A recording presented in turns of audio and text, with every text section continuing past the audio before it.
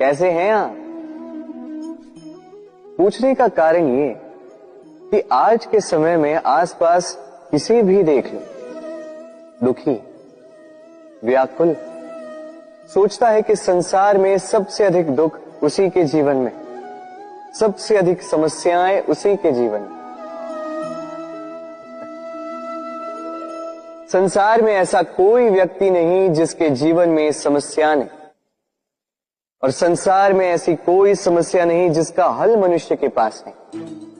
किंतु उस हल को खोजने के लिए अपनी बुझाओं को खोलकर जीवन में आगे बढ़ना होता है, साहस से आगे बढ़ना होता है। किंतु कुछ लोग क्या करते हैं, अपने माथे पर हाथ रख के किसी कोने में बैठकर निराश होकर अपने भाग्य को कोसते हैं। नहीं, ये कभी मत कीजिए, कर्म कीजिए।